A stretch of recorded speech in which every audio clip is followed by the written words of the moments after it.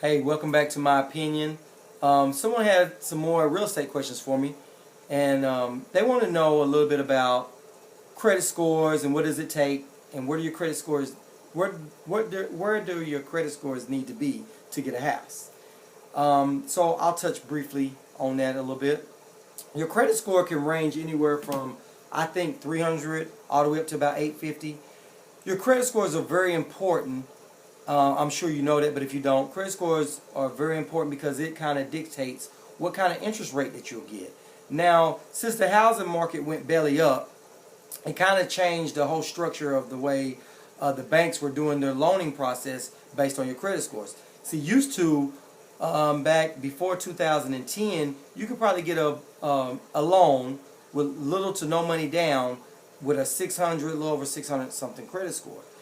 Now, after the market did a turn for the worse, now your credit scores need to be about 640, 650 to kind of get in there where you can start getting a decent rate.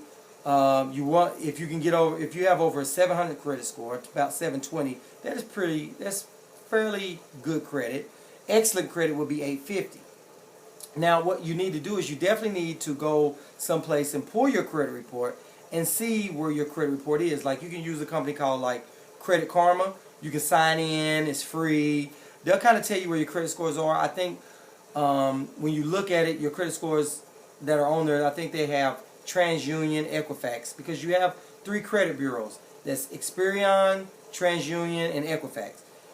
Equifax is probably the hardest one because they make it a little harder on you. They kind of score you a little bit lower than the rest. So a lot of companies depend on Equifax more so than TransUnion and Experian. Experian is one of those companies that they kind of give you a little higher credit score. A lot of companies kind of get away from that a little bit. TransUnion is probably the one that's in the middle of the road. So if let's say you go look for a house, they'll pull your credit report, and your credit scores will take all three credit reports, and it'll average them out, and that'll kind of give you your middle score of what your credit is. Now, based on your credit is where they'll adjust your interest rate.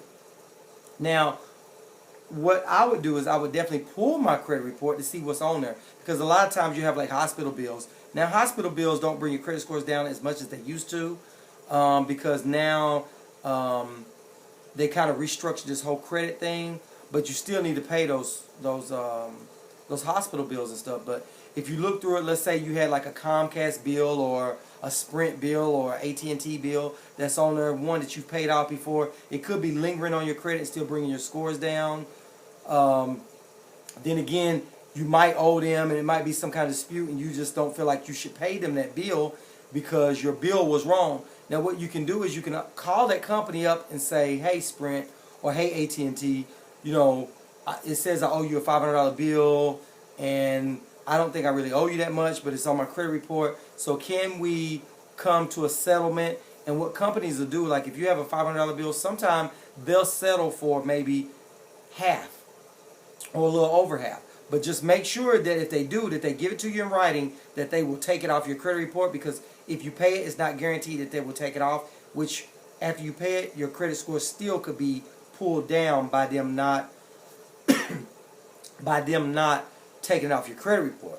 Then also look on your credit report to make sure you don't have a lot of other inquiries, like whether you went to go fill out for a JCPenney's card or a credit card, any of that stuff, because those things will pull your credit score down as well. So you want to make sure you know what's on your credit report. You want to make sure that those things are cleared up, and if they're not, make sure you talk to these companies and make sure that if they are in fact some of your bills that are yours and it belongs to you, that you talk to these companies and work some things out with them, have it removed. And there's a such thing called challenge them and disputing them off your credit. So if there's a bill that you've already paid and the company has refused to take it off, you can call the credit bureaus and let them know that you've paid it, dispute it, and the company has so many days to get it off your credit report, or it comes off your credit report. So those are pretty little tricks, not tricks, but things that you can do once you know what's on your credit report. There's also companies that will clear up your credit report too. I think they charge anywhere from $300 to $1,000 or something like that, depending on where you live at. but those companies can sometimes get your credit scores up, maybe up 100 points, something like that. It just depends on what's on your credit report and what needs to be cleaned off, and what's on your credit report that that hasn't been cleared off. And there's things that's been on your credit report too. Something else is that, let's say you had something on your credit report. Most of the time it sits on your credit report for like maybe 5 years, and after 5 years it rolls off. So by looking at your credit report, you can see the date that it was put on your credit report and where it is in that 5-year span. Because if you have like a few weeks or a month left, you might as well just wait and let it roll off. I mean, that's just my opinion on it. I let it roll off, and then that your credit report and your credit scores will adjust from that point. But hopefully that'll help you out. If you guys have any more questions on it, more specific questions, please hit me up, and I'll do the best I can do to kind of clear that up for you or point you in the right direction. Till next time, see you later.